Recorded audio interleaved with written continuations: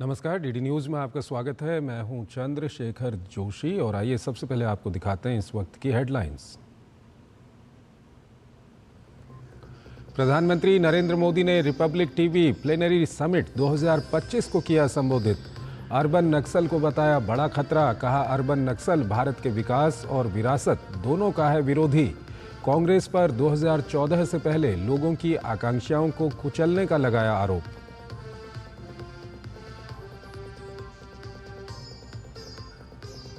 PM Modi ने उत्तराखंड के हर्षिल में शीतकालीन पर्यटन कार्यक्रम को किया संबोधित, कहा राज्य में कोई ऑफ सीजन ना हो, हर मौसम में चालू रहे पर्यटन। मुखवा में मां गंगा का किया दर्शन पूजन। प्रधानमंत्री मोदी को honorary order of freedom of Barbados सम्मान। पीएम मोदी के रणनीतिक नेतृत्व और कोविड-19 महामारी के दौरान उनके सहयोग के लिए दिया सम्मान। विदेश राज्य मंत्री पवित्रा मार्गरेटा ने ब्रिजटाउन में सम्मान किया ग्रहण।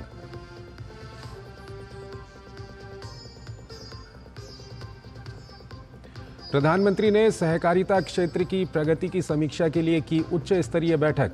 सहकारिता क्षेत्र में तकनीकी प्रगति के माध्यम से परिवर्तन लाने के लिए सहकार से समृद्धि को बढ़ावा देने पर जोर।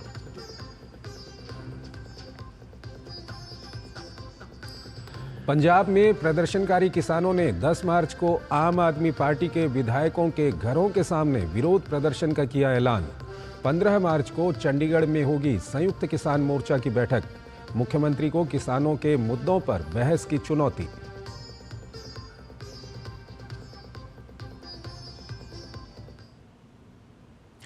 और आइए अब खबरों को विस्तार से देखते हैं। प्रधानमंत्री नरेंद्र मोदी ने नई दिल्ली में रिपब्लिक प्लेनरी समिट को संबोधित किया। पीएम ने देश में बीते एक दशक में हुई प्रगति का जिक्र किया। पीएम ने कांग्रेस राज की याद दिलाई और उस पर जोरदार कटाक्ष किया। पीएम ने अर्बन नक्सल के राजनीतिक गठजोड़ पर भी निशाना साधा। रिपब्लिक प्लेनरी समिट को संबोधित करने पहुंचे प्रधानमंत्री नरेंद्र मोदी ने विकसित और आत्मनिर्भर भारत का रोड मैप सामने रखा। नई दिल्ली के भारत मंडपम में पीएम को सुनने के लिए खेल, कला और विभिन्न क्षेत्रों की गणमान्य हस्तियां जमा हुईं। पीएम ने बीते एक दशक में आए बदलाव और देश की नई आशा आकांक्षाओं को रेखांकित किया। पीएम ने कहा कि जिस भारत के बारे में कहा जाता था कि ये खुद भी डूबेगा और हमें भी ले डूबेगा, वो भारत आज दुनिया की ग्रोथ को ड्राइव कर रहा है। पीएम ने कहा कि 18 वर्ष पहले देश में एक वर्ष में जितनी आर्थिक गतिविधियां होती थीं, उतनी अब एक तिमाही में ही हो रही हैं। पीएम ने कांग्रेस राज की याद दिलाते हुए उस पर कटाक्ष किया। आज आप देखिए हालात और सोच कितनी तेजी से बदल रही है। अब लोग जानते हैं कि कौन काम कर सकता है, कौन नतीजे ला सकता है। और ये सामान्य नागरिक नहीं, आप सदन के भाषण सुनोगे तो विपक्ष भी यही भाषण करता है, मोदी जी ये क्यों नहीं कर रहे हो। इसका मतलब उनको लगता है कि यही करेगा। सौर ऊर्जा में देश के टॉप 5 देशों में आ जाने, खिलौना निर्यात 3 गुना बढ़ने और रक्षा उत्पाद में 20 गुना इजाफे का जिक्र करते हुए पीएम ने कहा कि बंदिशें टूट रही हैं और देश नई ऊंचाइयों को छू रहा है। पीएम ने स्वामित्व योजना से ग्रामीण अर्थव्यवस्था में नई संभावनाएं पैदा होने का उल्लेख किया। गरीबों के आवास का जिक्र करते हुए पीएम ने कहा कि सरकार ने गरीबों को उनके सपनों का घर बनाकर दिया है। इन घरों में नल से जल आता है, उज्ज्वला योजना का गैस कनेक्शन होता है, सौभाग्य योजना का बिजली कनेक्शन होता है। हमने सिर्फ 4 दीवारें खड़ी नहीं की हैं, हमने उन घरों में जिंदगी खड़ी की है।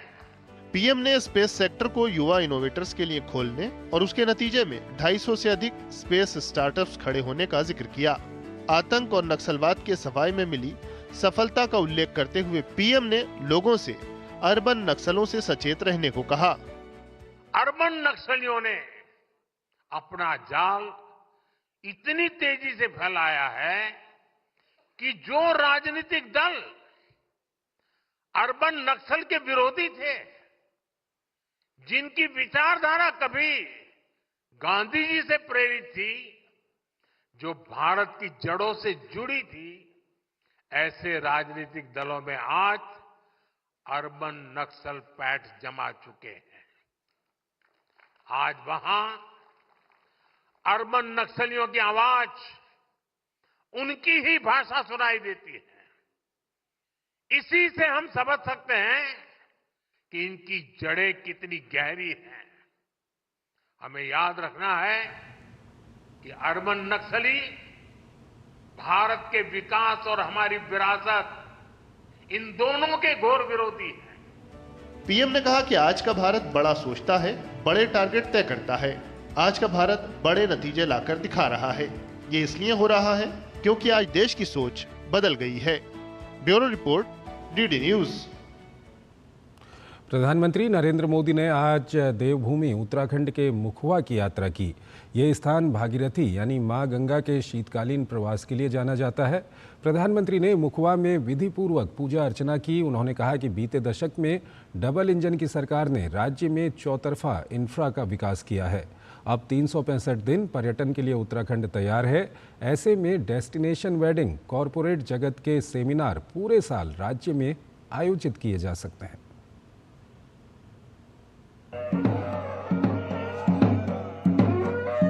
मां गंगा ने मुझे अब गोद ले लिया है। अपने इस बच्चे के प्रति उनका स्नेह है कि आज मैं उनके मायके मुखवा गांव आया हूं। यहाँ मुझे मुखी मठ मुखवा में दर्शन पूजन का भी सौभाग्य प्राप्त हुआ है।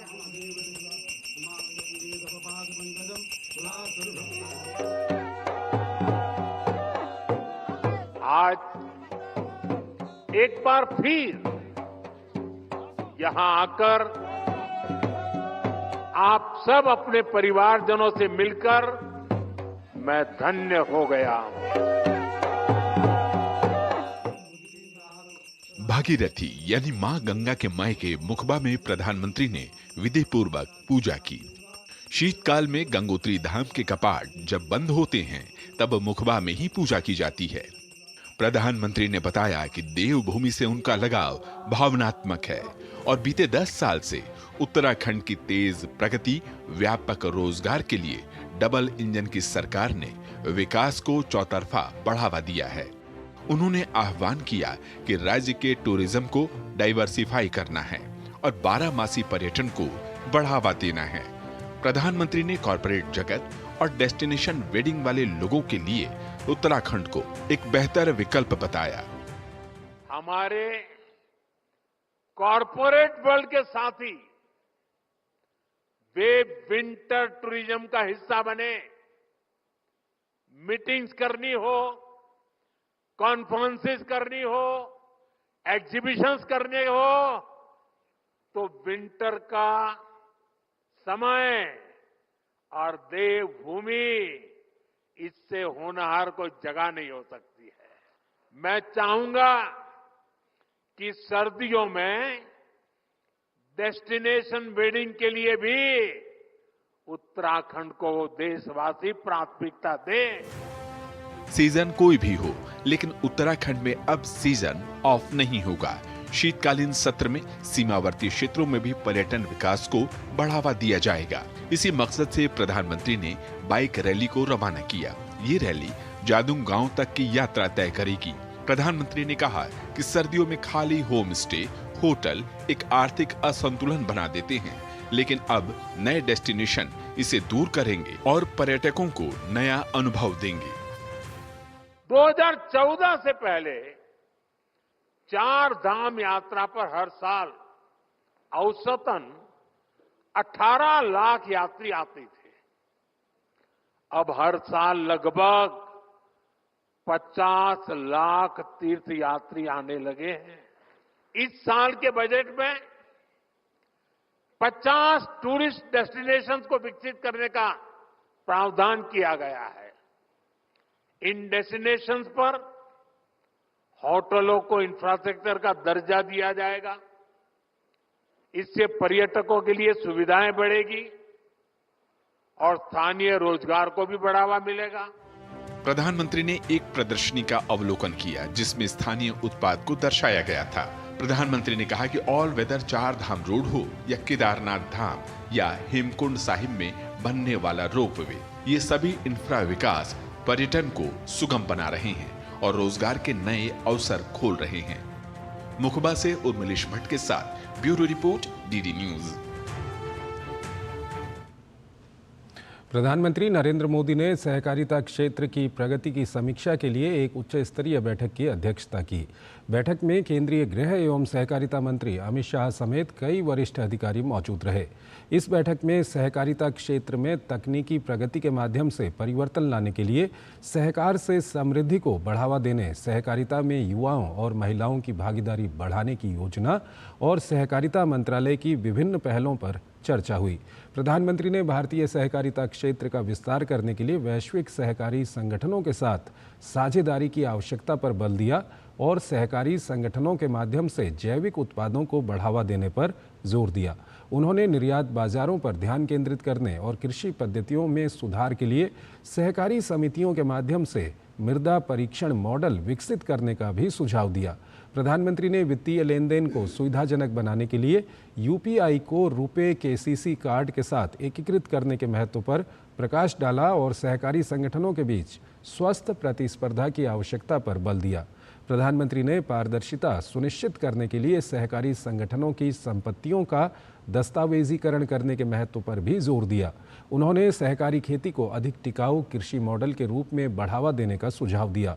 उन्होंने सहकारी क्षेत्र में कृषि और संबंधित गतिविधियों का विस्तार करने के लिए डिजिटल सार्वजनिक बुनियादी ढांचे एग्री स्टैक के उपयोग की सिफारिश की, जिससे किसानों को सेवाओं तक बेहतर पहुंच मिल सके। प्रधानमंत्री ने स्कूलों और शैक्षणिक संस्थानों में सहकारी पाठ्यक्रम शुरू करने का प्रस्ताव रखा। बैठक में राष्ट्रीय सहयोग नीति 2025 के मसौदे पर चर्चा की गई, जो कि सहकार से समृद्धि के दृष्टिकोण को साकार करती है। प्रधानमंत्री नरेंद्र मोदी को honorary order of freedom of Barbados सम्मान से नवाजा गया है। बारबाडोस सरकार ने ये सम्मान उनके रणनीतिक नेतृत्व और कोविड-19 महामारी के दौरान उनके सहयोग के लिए दिया है। बारबाडोस के ब्रिजटाउन में आयोजित समारोह में प्रधानमंत्री नरेंद्र मोदी की ओर से पुरस्कार भारत के विदेश राज्य मंत्री पवित्रा मार्गरेटा ने ग्रहण किया। विदेश राज्य मंत्री मार्गरेटा ने इस सम्मान के लिए आभार व्यक्त करते हुए कहा कि प्रधानमंत्री मोदी का प्रतिनिधित्व करना और उनकी ओर से ये प्रतिष्ठित पुरस्कार स्वीकार करना उनके लिए बहुत सम्मान की बात है। बारबाडोस की प्रधानमंत्री मिया अमोर मोटले ने 20 नवंबर 2024 को गयाना में इंडिया कैरिकॉम लीडर समिट के दौरान इसकी घोषणा की थी। भारत और बारबाडोस के बीच 1966 से राजनयिक और दोस्ताना संबंध हैं। ये सम्मान दोनों देशों के बीच मजबूत साझेदारी का प्रतीक है।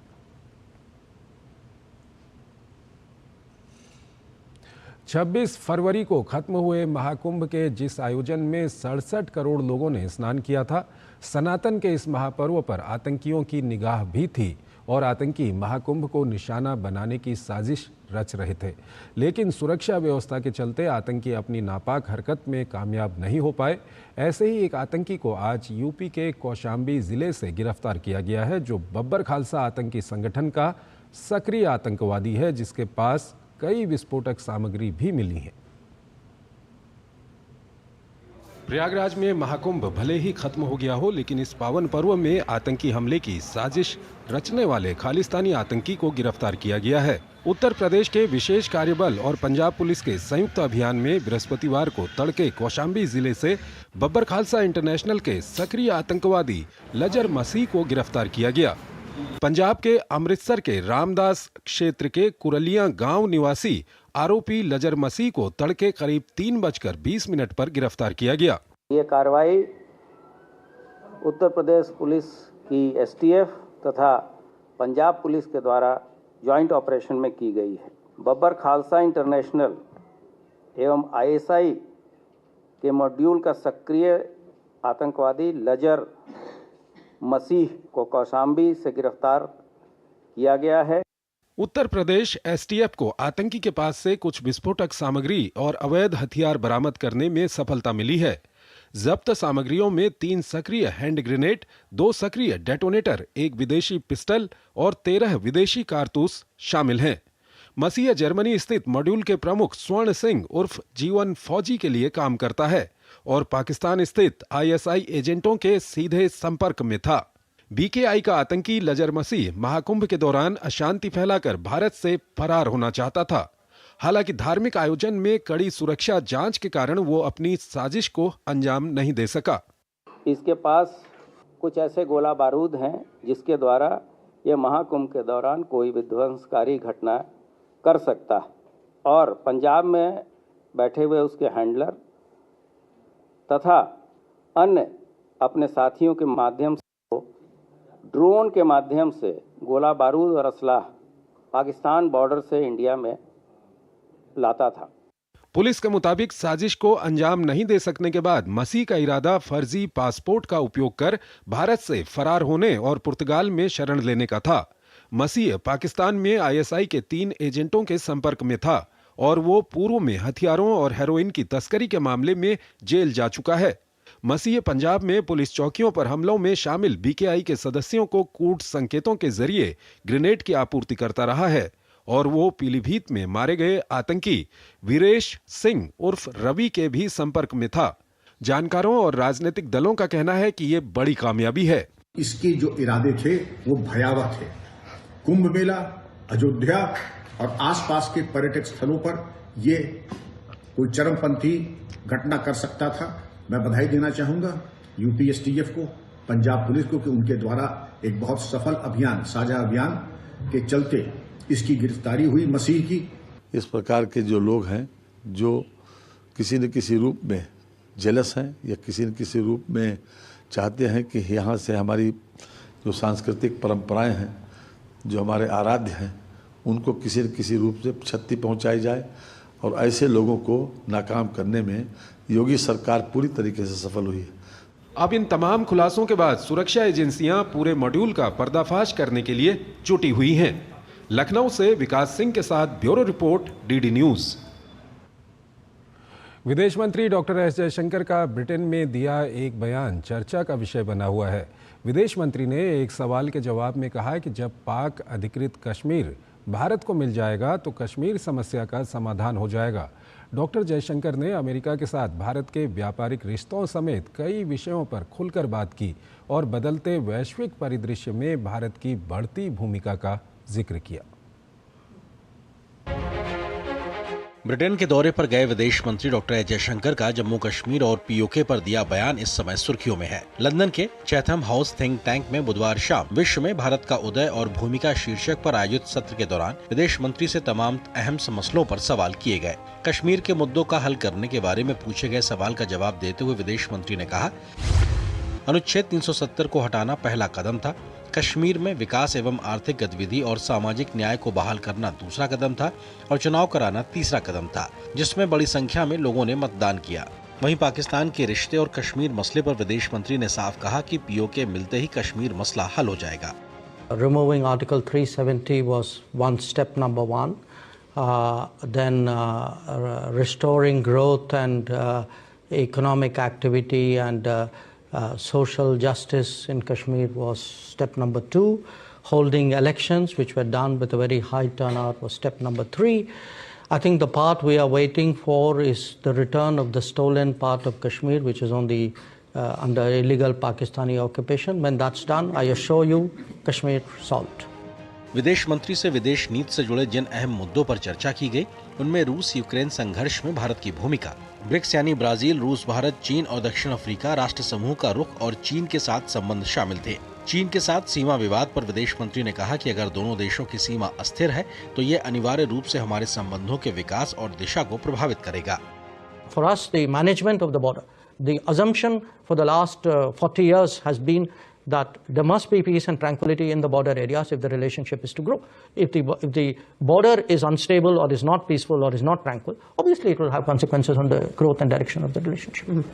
नई अमेरिकी सरकार के शुरुआती कुछ सप्ताहों में उठाए गए कदमों, विशेष रूप से ट्रंप की शुल्क योजना को लेकर सवाल पूछे जाने पर विदेश मंत्री ने कहा कि अमेरिका के राष्ट्रपति डोनाल्ड ट्रंप के नेतृत्व में अमेरिकी प्रशासन बहुध्रुवीय व्यवस्था की ओर बढ़ रहा है, जो भारत के हितों के अनुकूल है और दोनों देश द्विपक्षीय व्यापार समझौते की आवश्यकता पर सहमत हुए हैं। विदेश मंत्री ने कहा कि हम एक ऐसे राष्ट्रपति और प्रशासन को देख रहे हैं जो बहुध्रुवीय व्यवस्था की ओर बढ़ रहा है और यह भारत के अनुकूल है। विदेश मंत्री ने कहा कि दोनों देशों में शुल्क के विषय पर खुलकर बातचीत हुई है और उस बातचीत का परिणाम ये हुआ है कि हम द्विपक्षीय व्यापार समझौते की आवश्यकता पर सहमत हुए हैं। Bureau report, DD news. केंद्रीय मंत्री और भाजपा राष्ट्रीय अध्यक्ष जगत प्रकाश नड्डा हिमाचल प्रदेश के 2 दिवसीय दौरे पर गुरुवार को बिलासपुर पहुंचे। दिल्ली विधानसभा चुनाव में शानदार जीत के बाद नड्डा का ये पहला हिमाचल दौरा है। इस दौरान भाजपा कार्यकर्ताओं द्वारा जेपी नड्डा के सम्मान में अभिनंदन समारोह का आयोजन किया गया। इस अवसर पर भाजपा प्रदेश अध्यक्ष राजीव बिंदल और नेता प्रतिपक्ष जयराम ठाकुर सहित अन्य भाजपा नेता और कार्यकर्ता उपस्थित रहे। इस दौरान जेपी नड्डा ने भाजपा कार्यालय दीप कमल का भूमि पूजन कर शिलान्यास किया। इस मौके पर जगत प्रकाश नड्डा ने प्रदेश कांग्रेस सरकार पर निशाना साधते हुए कहा कि हिमाचल सरकार राम भरोसे चल रही है। उन्होंने कहा कि केंद्र द्वारा अनेक योजनाओं के लिए दी जा रही धनराशि का उपयोग कर्मचारियों को वेतन और पेंशन देने में इस्तेमाल किया जा रहा है। भाजपा अध्यक्ष जेपी नड्डा ने कहा कि प्रदेश में जब जब भाजपा सत्ता में आई तब तब लोगों के जीवन में सुधार लाया गया, लेकिन कांग्रेस के शासनकाल में और वर्तमान सरकार कभी मुर्गे तो कभी समोसे की जांच में व्यस्त है।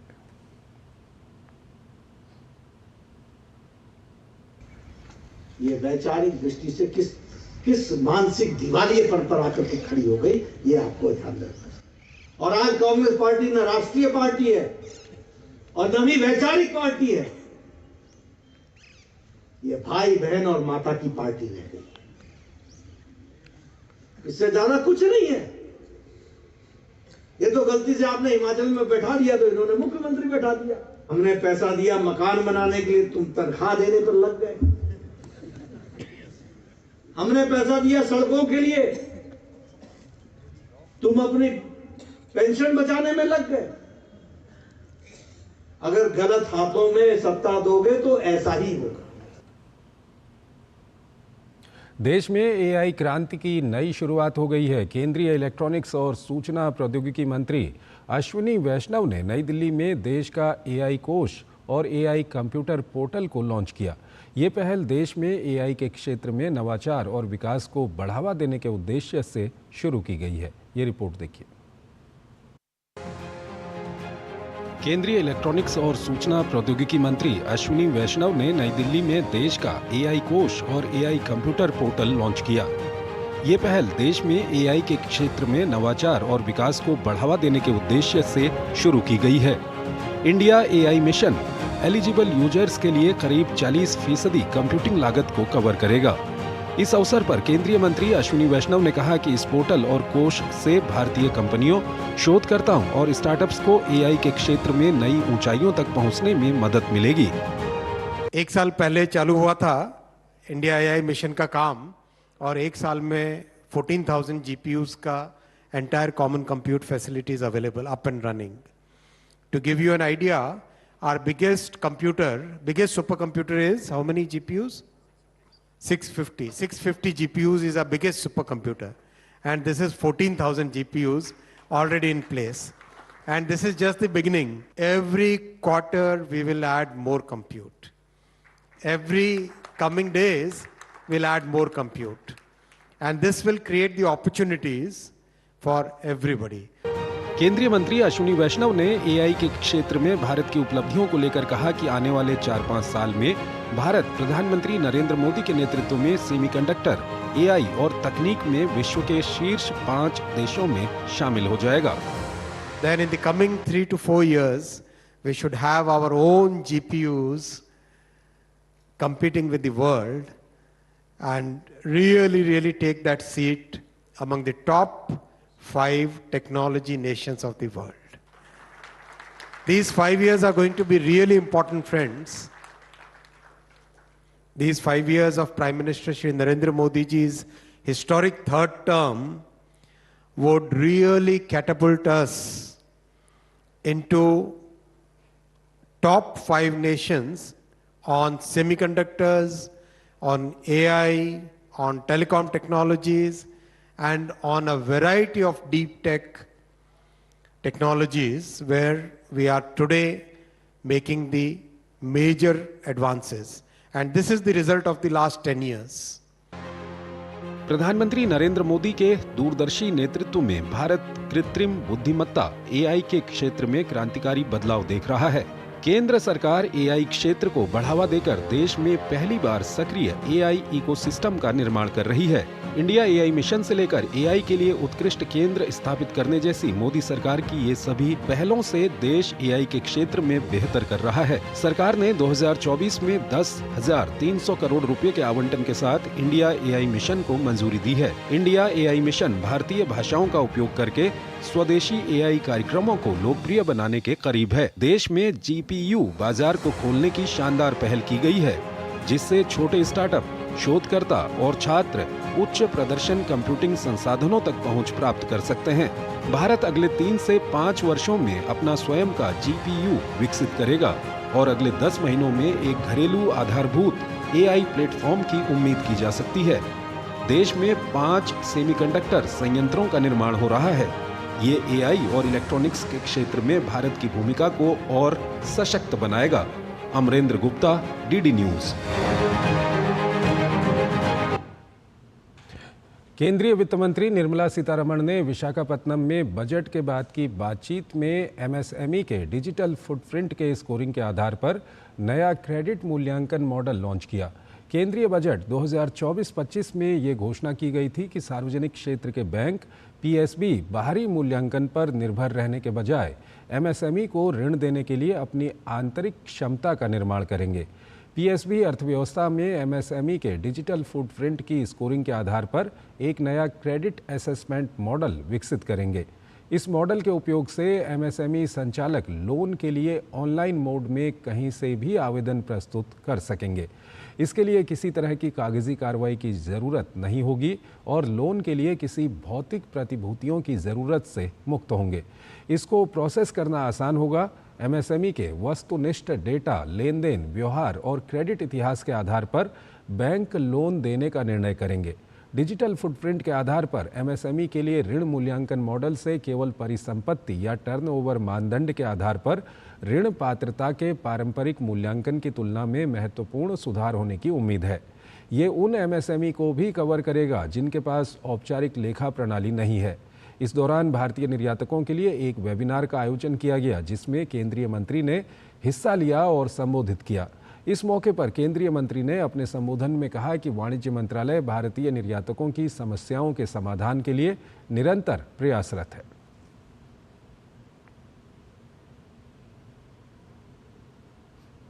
The interest of all our exporters is well documented with the Commerce Ministry, and so we'll have to see how the ministry is taking up the negotiation there. All of us are constantly giving information and sharing inputs to protect the interest of Indian exporters. So that much I can say now, but let's see what comes out of the negotiations. Lok Sabha अध्यक्ष ओम बिरला ने गुरुवार को दिल्ली विश्वविद्यालय के Shri Ram college of commerce द्वारा आयोजित business conclave को संबोधित किया। इस अवसर पर उन्होंने कहा कि भारत के ऊर्जावान और दूरदर्शी युवा पूरी दुनिया में इनोवेशन और रिसर्च में अग्रणी भूमिका निभाएंगे। उन्होंने भारतीय महिलाओं की अद्वितीय शक्ति और सामर्थ्य की सराहना करते हुए कहा कि भारत की प्रगति और विकास में महिलाएं सबसे आगे हैं। इस बात का उल्लेख करते हुए कि आज महिलाएं व्यापक अवसरों का लाभ उठाते हुए विभिन्न क्षेत्रों में नेतृत्व कर रही हैं। ओम बिरला ने आशा व्यक्त की कि निकट भविष्य में वो देश में पथ प्रदर्शक के रूप में उभरेंगी। लोकसभा अध्यक्ष ने इस बात पर भी जोर दिया कि भारत के युवा और महिलाएं निसंदेह दुनिया के भविष्य को निर्धारित करने में अग्रणी भूमिका निभाएंगे। दिल्ली में जनजातीय युवा आदान प्रदान कार्यक्रम को संबोधित करते हुए केंद्रीय गृह राज्य मंत्री नित्यानंद राय ने कहा कि प्रधानमंत्री नरेंद्र मोदी के नेतृत्व में जनजातीय समाज के विकास और उनके कल्याण के लिए निरंतर प्रयास किए जा रहे हैं। उन्होंने कहा कि प्रधानमंत्री चाहते हैं कि हमारे आदिवासी भाई बहन का भविष्य उज्जवल हो और वो विकास की मुख्य धारा में शामिल हो। भारत के एक संवेदनशील प्रधानमंत्री जो एक गरीब ही नहीं महागरीब परिवार में जन्म लिए और एक तो ऐसे महागरीब परिवार से जब कोई प्रधानमंत्री यानी माननीय नरेंद्र मोदी जी बनते हैं तो दूर दराज बैठे हुए गरीब लोगों की, गांव जंगलों में रहने वाले लोगों की, हमारे आदिवासी भाइयों बहनों के दर्द को उन्होंने समझा और उनके जीवन में कैसे खुशियां आए, कैसे पढ़े लिखे, कैसे पूरी दुनिया से परिचित हो और इस सदी के दौर में आप भी सबकी तरह आगे आए, आपका भी विकास हो, इसके लिए काम करने लगे। आंध्र प्रदेश के मुख्यमंत्री एन चंद्रबाबू नायडू ने शहरी मामलों के केंद्रीय मंत्री मनोहर लाल से मुलाकात की। इस दौरान उन्होंने केंद्रीय मंत्री के साथ विशाखापत्तनम और विजयवाड़ा मेट्रो रेल परियोजनाओं की प्रगति पर चर्चा की। ये परियोजनाएं आंध्र प्रदेश में यातायात की भीड़ को कम करने, आर्थिक विकास को बढ़ावा देने और शहरी गतिशीलता में सुधार के लिए महत्वपूर्ण है। आंध्र प्रदेश के मुख्यमंत्री एन चंद्रबाबू नायडू का कहना है कि आज के दौर में हर किसी को एक से अधिक भाषाएं सीखनी चाहिए। यदि आप वैश्विक संभावनाएं चाहते हैं तो आपको बहुभाषी बनना ही होगा। उन्होंने कहा कि प्रदेश के सभी विश्वविद्यालयों में वो बहुभाषा केंद्र स्थापित करना चाहते हैं। Nowadays, multi-languages everybody has to learn, not single language. Global opportunities you want to tap, then naturally multi-languages you have to grow. That is where I am thinking seriously. All my universities, multi-language center I want to establish. Bharat के प्रधान न्यायाधीश justice Sanjeev Khanna और केंद्रीय विधि एवं न्याय मंत्री अर्जुन राम मेघवाल ने भारतीय न्याय संहिता पर टिप्पणी पुस्तक खंड का आज विमोचन किया। भारतीय न्याय संहिता के विभिन्न प्रावधानों पर इस पुस्तक खंड का संपादन भारत के पूर्व प्रधान न्यायाधीश यू ललित ने किया है। इस मौके पर जस्टिस संजीव खन्ना ने कहा कि आपराधिक कानूनों पर हमें खास ध्यान देने की ज़रूरत है, क्योंकि ये लोगों की स्वतंत्रता जैसे संवेदनशील विषयों को सीधे प्रभावित करता है। जब अंग्रेज यहाँ थे तो 1857 का जिसको हमने तो क्रांति का, उन्होंने गदर का, लेकिन उसके बाद उन्होंने कहा नहीं, कानून होना चाहिए, कोडिफिकेशन होना चाहिए, क्योंकि भारतीय नागरिकों को कंट्रोल भी करना था, दंड भी देना था। इस वजह से वो दंड संहिता लेकर के आए और प्रधानमंत्री मोदी जी के कालखंड में एक भावना पूरे देश में चली कि भारतीय नागरिकों को न्याय देना चाहिए। दंड एक अलग व्यवस्था है, वो चलता रहेगा, लेकिन नागरिकों को लगेगा हमें न्याय मिला, इसलिए वो भारतीय न्याय संहिता लेकर आए। इसमें थोड़ा ये फर्क था। सपा नेता अबू आजमी के औरंगजेब पर दिए विवादित बयान के बाद महाराष्ट्र में जो सियासी तूफान उठा है, तो उत्तर प्रदेश होता हुआ वो अब बिहार तक पहुंच गया है। बिहार से भी कुछ नेताओं ने औरंगजेब की तारीफ में कसीदे गढ़े हैं, जिसके बाद बिहार बीजेपी के नेताओं ने जमकर विरोध किया है। इस बीच महाराष्ट्र में महायुति सरकार अबू आजमी पर लगातार हमलावर है। सीएम फडणवीस ने अबू आजमी पर हमला बोलते हुए विपक्षी नेताओं पर भी कटाक्ष किया।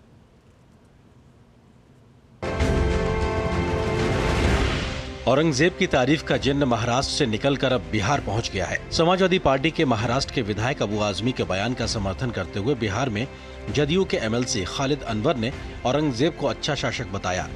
इस पर बिहार भाजपा के फायर ब्रांड विधायक हरिभूषण ठाकुर बचौल ने खालिद अनवर को पाकिस्तान जाने की सलाह दे दी। उन्होंने कहा कि क्रूर शासक औरंगजेब का गुणगान करने वाला भारतीय नहीं हो सकता। बिहार सरकार में मंत्री संजय कुमार सिंह ने खालिद अनवर पर कार्रवाई की मांग की, तो वहीं AIMIM बिहार के अध्यक्ष अख्तरुल इमान ने भी आजमी का पुरजोर समर्थन किया। औरंगजेब का जो कुकृत्य था, उस कुकृत्य की सराहना कोई भी व्यक्ति देश में नहीं कर सकता है। उनका जो कृत्य रहा है, जिस प्रकार का उनका शासक की भूमिका उन्होंने अदा किया, उनकी सराहना कभी भी संभव नहीं है। औरंगजेब रहमतुल्लाह अलैह इतना नेक बादशाह जो टोपी सीकर अपनी रोजी रोटी का काम चलाया, देश के आम जनों के टैक्स के पैसों को अपने शरीर पर इस्तेमाल नहीं किया। आज भी औरंगजेब इसी मिट्टी में समा गए हैं। वो अंग्रेज नहीं थी जो लूटकर भाग गए थे, बल्कि इस देश की उसने सेवा की थी। और अफगानिस्तान से लेकर बर्मा तक टुकड़े टुकड़े हुए बटे हुए भारत को अगर किसी ने अखंड भारत बनाया, महान भारत बनाया, तो उसका नाम औरंगजेब है। जो लोग कह रहे हैं कि एक व्यक्ति का हमने सुना कि कण-कण में औरंगजेब है, हम कह रहे हैं यहाँ कण-कण में भगवान शंकर है, कण-कण में राम है। चंदन है इस देश की माटी, तपोभूमि हर ग्राम है। हर बाला देवी की प्रतिमा बच्चा बच्चा राम है। यहाँ औरंगजेब जैसे लोगों का नहीं, ये राम का देश है। महाराष्ट्र के मुख्यमंत्री देवेंद्र फडणवीस ने विधान परिषद में विपक्ष पर जमकर भड़ास निकाली। उन्होंने कहा कि देश के प्रथम प्रधानमंत्री पंडित जवाहरलाल नेहरू ने अपनी पुस्तक द डिस्कवरी ऑफ इंडिया में छत्रपति शिवाजी महाराज की खराब छवि पेश की थी। फडणवीस ने विपक्ष को चुनौती देते हुए कहा कि अगर दम है तो पंडित नेहरू की अपमानजनक टिप्पणी की निंदा करके दिखाएं। हालांकि शिवसेना यूबीटी नेता आदित्य ठाकरे ने औरंगजेब की प्रशंसा करने वालों पर कार्रवाई की मांग की। जवाहरलाल नेहरू ने, पंडित जवाहरलाल नेहरू ने छत्रपती शिवाजी महाराजांच्या बद्दल जे डिस्कवरी ऑफ इंडिया मध्ये लिहिलं त्याचा निषेध करणार आहात का? आहे हिम्मत? आहे का हिम्मत? अरे आहे का हिम्मत? आहे का हिम्मत? आहे हिम्मत तुमच्यामध्ये? अरे आम्ही या ठिकाणी खऱ्या अर्थानं छत्रपती शिवाजी महाराजांचा अवमान या ठिकाणी सहन करणार नाही। अरे देश धर्म पर मिटने वाला शेर शिवा का छावा था, महापराक्रमी परम प्रतापी एक ही शंभू राजा था। अबू आजमी पे कार्रवाई होनी चाहिए और हम ये तो मांग करें जेल में डालिए, नो प्रॉब्लम, डालना ही चाहिए। जो भी औरंगजेब की प्रशंसा करेगा उस पर कार्रवाई होनी ही चाहिए। वैसी ही सजा जो छत्रपति शिवराय का अपमान करेगा और जो महाराष्ट्र का अपमान करेगा। महाराष्ट्र में समाजवादी पार्टी के प्रदेश इकाई के अध्यक्ष और विधायक अबू आजमी के औरंगजेब की तारीफ का मामला बढ़ता ही जा रहा है। हालांकि उन्हें महाराष्ट्र विधानसभा से निलंबित कर दिया गया है, लेकिन अब औरंगजेब विवाद दूसरे राज्यों में भी राजनीतिज्ञों को बांटता नजर आ रहा है। Bureau report, TT news. भारतीय क्रिकेटर मोहम्मद शमी के खिलाफ आज कई कट्टरपंथी मौलानाओं ने बयान दिए हैं। बीते मैच में शमी का एनर्जी ड्रिंक पीने की तस्वीरें सामने आने के बाद उनके रमज़ान के महीने में रोज़ा न रखने को लेकर कट्टरपंथी मौलानाओं ने उनके खिलाफ बयान दिए हैं, तो कई मुस्लिम स्कॉलर्स ने शमी का समर्थन किया है। क्रिकेट एक्सपर्ट और कई राजनीतिक दलों ने और नेताओं ने भी शमी का समर्थन किया है और ऐसे कट्टरपंथी बयानों की निंदा की है। कट्टरपंथी मौलाना अपने बयानों को लेकर अक्सर विवाद करते रहे हैं। इस बार कट्टरपंथियों के निशाने पर हैं भारतीय क्रिकेट टीम के तेज गेंदबाज मोहम्मद शमी। रमजान के दौरान मैच खेलते वक्त रोजा न रखने को लेकर कट्टरपंथियों के टारगेट पे आ गए। बरेली के एक मौलाना ने कहा कि रमजान में रोजा न रखकर शमी ने बहुत बड़ा गुनाह कर दिया है। हालांकि शमी पर बयान की कई धर्म गुरुओं ने कड़ी आलोचना भी की है। मोहम्मद शमी साहब हैं, उन्होंने क्रिकेट के दरमियान पानी पिया, उन्होंने रोजा नहीं रखा, दुनिया ने देखा उनको पानी पीते हुए, तो एक उनकी जरिए से एक गलत पैगाम आवाम में गया और रोजा न रख करके उन्होंने गुनाह का काम किया। तो लिहाजा ये जो मोहम्मद शमी क्रिकेटर की जो कंट्रोवर्सी रेस की गई है, ये बिल्कुल ही बेबुनियाद है, इलॉजिकल है और ये उनका अपना पर्सनल मैटर है कि वो रोज़ा रखे या ना रखे। हम या आप उस पर तनकीद करने वाले या उंगली उठाने वाले कोई नहीं होते हैं। और आप सबको मालूम है कि मोहम्मद शमी ऑलरेडी टूर कर रहे हैं, वो ऑलरेडी सफ़र में हैं, तो लिहाजा अगर उन्होंने रोज़ा नहीं रखा है तो इसमें कोई हर्ज नहीं है। मोहम्मद शमी के बचपन के कोच ने शमी से खेल पर ध्यान केंद्रित करने की हिदायत दी है, तो वहीं राजनीतिक दलों ने मौलाना के बयान की आलोचना की है। देश से बढ़ के कुछ नहीं है और शामी ने जो कुछ किया वो ठीक किया बिल्कुल, और उसे इन चीज़ों पर फोकस करने की कोई ज़रूरत नहीं है। आप अपना फोकस फाइनल पे लगाइए और इन सब चीज़ों को भूल जाइए। आपने कोई गुनाह नहीं किया। बंदे और अल्लाह के बीच का मामला है, इसमें मुल्ला को बोलने की जरूरत नहीं है, क्योंकि वो अपना राष्ट्र कर्तव्य निभाने के लिए गए हुए हैं और धर्म हमारा इसकी इजाजत देता है, क्योंकि हमारे दीन में जबरदस्ती नहीं है। हम अपने समाज के लिए, राष्ट्र के लिए, देश के लिए हम काम करते हैं। उस पे मैं समझता हूं कि मोहम्मद शमी देश के लिए काम कर रहे हैं और निश्चित तौर से उसके साथ पूरा देश खड़ा है, सबकी भावनाएं खड़ी हैं। एक तरफ भले ही शमी को लेकर राड़ छिड़ा हो, लेकिन इन सब बातों से दूर मोहम्मद शमी का दमदार प्रदर्शन चैंपियंस ट्रॉफी में जारी है। उनके दमदार प्रदर्शन ने चैंपियंस ट्रॉफी में भारत को खिताबी जीत के करीब ला खड़ा किया है। शमी ने मौजूदा चैंपियंस ट्रॉफी में ऑस्ट्रेलिया का दम निकाल दिया और सेमीफाइनल मुकाबले में 3 अहम विकेट झटके, जो भारत की जीत का टर्निंग पॉइंट भी रहा। शमी आईसीसी वनडे टूर्नामेंट में सबसे ज्यादा विकेट लेने वाले गेंदबाजों की लिस्ट में 6ठे स्थान पर हैं। यही नहीं, आईसीसी वनडे नॉकआउट मैचों में टीम इंडिया के लिए तीसरे सबसे ज्यादा विकेट लेने वाले गेंदबाज भी हैं। Bureau report, DD news. Jharkhand में भारतीय जनता पार्टी ने बड़ा फैसला लेते हुए दिग्गज नेता बाबूलाल मरांडी को विधायक दल का नेता चुन लिया है। पार्टी के केंद्रीय पर्यवेक्षकों की मौजूदगी में आज बाबूलाल मरांडी को विधायक दल का नेता चुना गया। यानी बाबूलाल मरांडी अब झारखंड विधानसभा में नेता प्रतिपक्ष होंगे।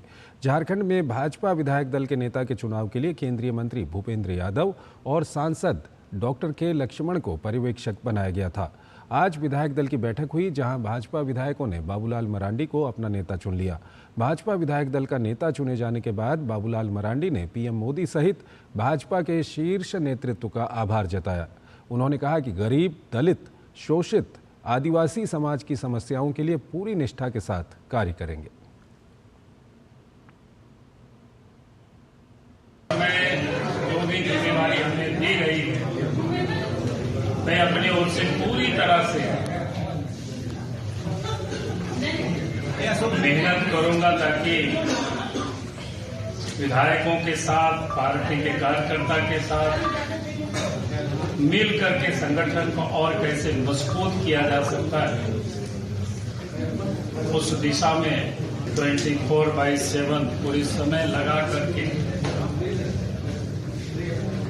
अपनी मेरी जितनी ताकत है, क्षमता है, उस सब का हम उपयोग करेंगे।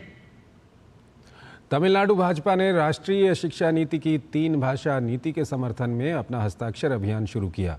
अभियान में भाजपा के प्रदेश अध्यक्ष के अन्नामलाई, पार्टी नेता तमिलिसाई सुंदरराजन और अन्य नेताओं ने भाग लिया। तमिलिसाई सुंदरराजन ने 3 भाषा नीति के लिए राज्य के विरोध पर सवाल उठाते हुए कहा कि एक अतिरिक्त भाषा सीखने से छात्रों के लिए बेहतर नौकरी और शिक्षा के अवसर खुल सकते हैं। उन्होंने आगे जोर देकर कहा कि भाजपा चाहती है कि सभी छात्रों के लिए समान अवसर सुनिश्चित करने के लिए एनईपी को केंद्रीय बोर्ड, राज्य बोर्ड और सरकारी स्कूल परीक्षाओं में समान रूप से लागू किया जाए।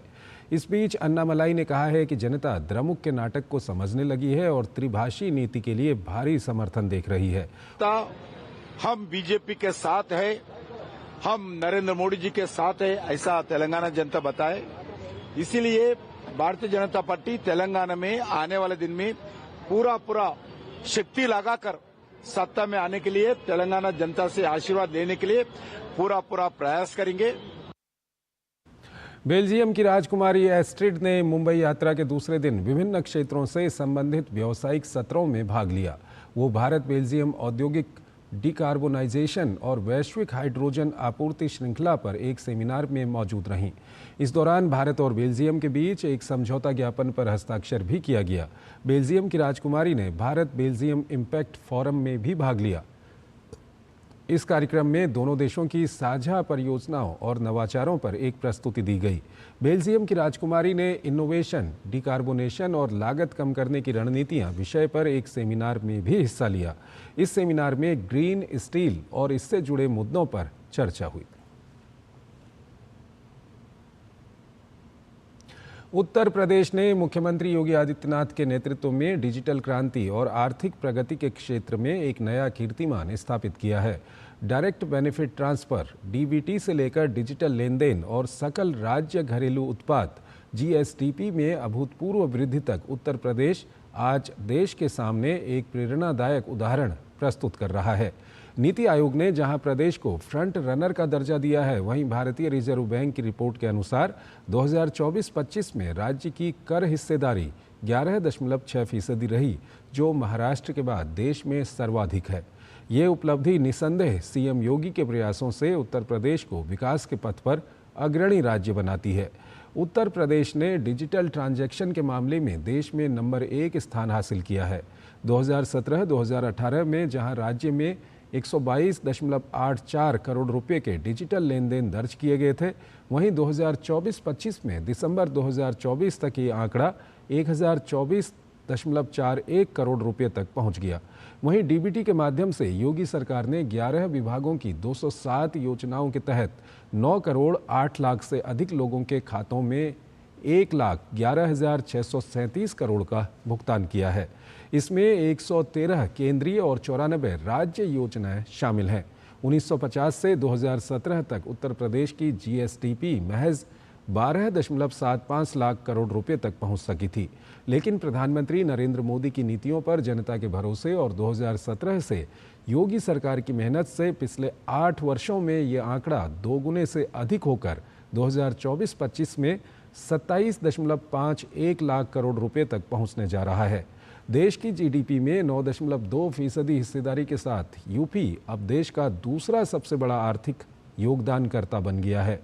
2023-2024 में जहां देश की जीडीपी वृद्धि दर 9.6% रही, वहीं यूपी ने 11.6% की दर से आगे बढ़कर अपनी आर्थिक ताकत का परिचय दिया है। नीति आयोग की रिपोर्ट में उत्तर प्रदेश को राजकोषीय स्थिति के मामले में फ्रंट रनर घोषित किया गया है।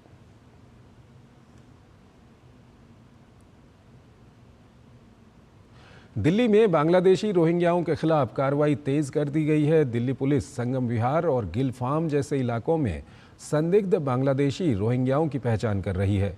पुलिस अधिकारियों के मुताबिक इन क्षेत्रों में झुग्गियों में रह रहे लोग संदिग्ध पाए जा सकते हैं, जिसको लेकर उनकी पहचान के लिए उनके दस्तावेजों की जांच की जा रही है। दिल्ली पुलिस इन लोगों के वोटर आईडी कार्ड, आधार कार्ड जैसे ज़रूरी दस्तावेज चेक कर रही है। बता दें कि इससे पहले दिल्ली के कई अलग अलग इलाकों में दिल्ली पुलिस ने सर्च ऑपरेशन किया था। गौरतलब है कि कुछ दिन पहले ही दिल्ली की मुख्यमंत्री रेखा गुप्ता और गृह मंत्री अमित शाह के साथ बैठक में दिल्ली की सुरक्षा व्यवस्था पर चर्चा की गई थी। इस बैठक में अवैध रूप से रह रहे बांग्लादेशी रोहिंग्याओं के मुद्दे पर गंभीर चिंता जताई गई थी, जिसके बाद रेखा गुप्ता ने इस पर एक्शन लेने की बात कही थी।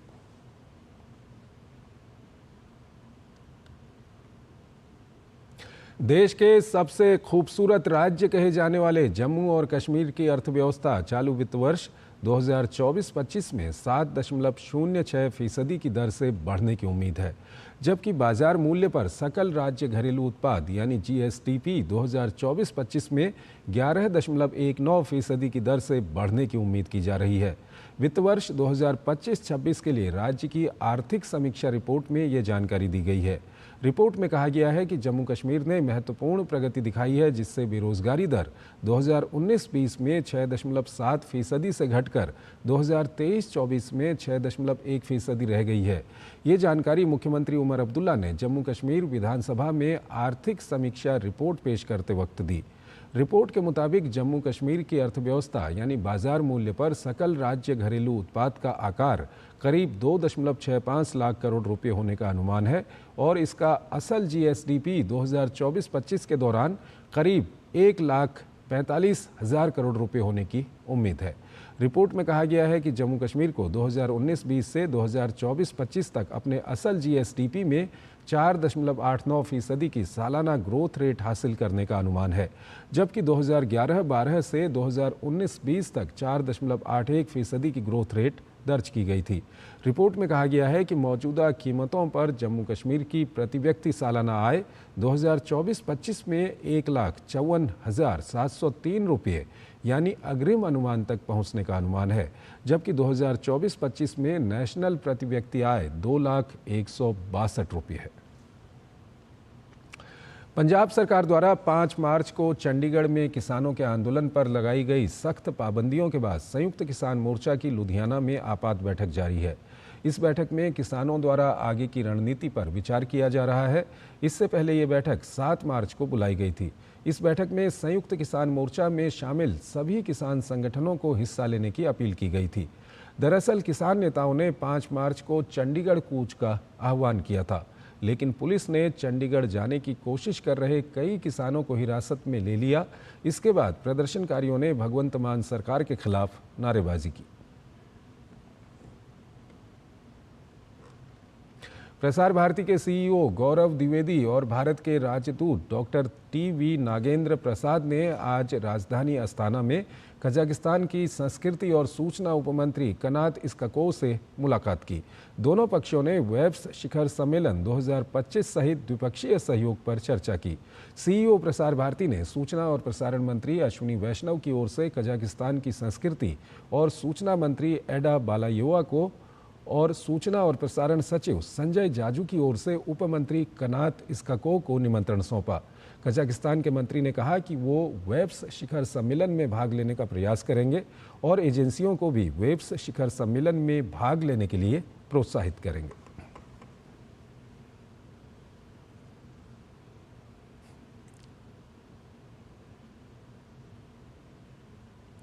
भारत में जनजातीय विकास के लिए ट्राइफेड यानी tribal cooperative marketing development federation of India limited लगातार काम कर रहा है। देश को कुल जनसंख्या का 8.6% आबादी अनुसूचित जनजाति एसटी की है। ट्राइफेड भारत की 10.45 करोड़ से अधिक अनुसूचित जनजाति के विकास के लिए भारत सरकार के बहुआयामी दृष्टिकोण को आगे बढ़ाते हुए उनके सामाजिक आर्थिक विकास को मजबूती दे रहा है। नरेंद्र मोदी सरकार ने अनुसूचित जनजातियों के विकास के लिए अपने बजट में भी तगड़ी बढ़ोतरी की है।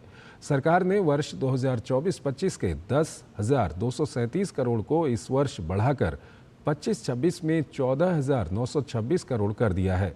यानी एक वर्ष में सरकार ने एसटी के बजटीय प्रावधानों को 46% तक बढ़ा दिया है।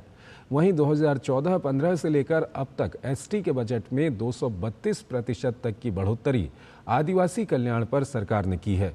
उधर जनजातीय समुदायों की मार्केटिंग और आर्थिक स्थिति को बढ़ाने के लिए ट्राइफेड जनजातीय उत्पादों के विपणन विकास के माध्यम से जनजातीय समुदायों के सामाजिक आर्थिक विकास को बढ़ावा दे रहा है। 14 अप्रैल 2018 को शुरू की गई वन धन योजना के माध्यम से ट्राइफेड वनों के उत्पाद करने वाले आदिवासी संग्रहकर्ताओं को उद्यमियों में परिवर्तित करके उनके लिए आजीविका के अवसर पैदा कर रहा है। वहीं सरकार ने आदिवासी बहुल जिलों में वन धन विकास केंद्र VDVKC स्थापित किए हैं, जहां आदिवासी स्वयं सहायता समूह काम कर रहे हैं। उधर जनजातीय उत्पादों को वैश्विक बाजारों से जोड़ने के लिए वर्ष 1999 में लॉन्च किए गए ट्राइब्स इंडिया के द्वारा सरकार जनजातीय लोगों के आर्थिक विकास में सहभागी बन रही है। DMRC ने अपने चौथे चरण में गोल्डन लाइन पर टनल बनाने के कार्य में एक और बड़ी उपलब्धि हासिल की है। वसंत कुंज मेट्रो स्टेशन पर आज ब्रेक थ्रू हुआ। इस मौके पर केंद्रीय आवासन और शहरी कार्य मंत्री मनोहर लाल भी मौजूद रहे। पेश है हमारे संवाददाता गिरीश निशाना की ये खास रिपोर्ट।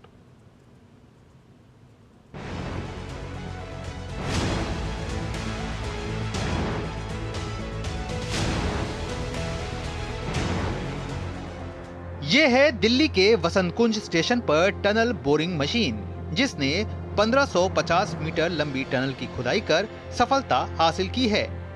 जी हां, दिल्ली मेट्रो रेल कॉरपोरेशन ने गुरुवार को फिर एक बड़ी उपलब्धि हासिल की, जब तुगलकाबाद एरोसिटी कॉरिडोर पर किशनगढ़ और वसंत कुंज स्टेशन के बीच एक भूमिगत टनल का निर्माण पूरा हुआ।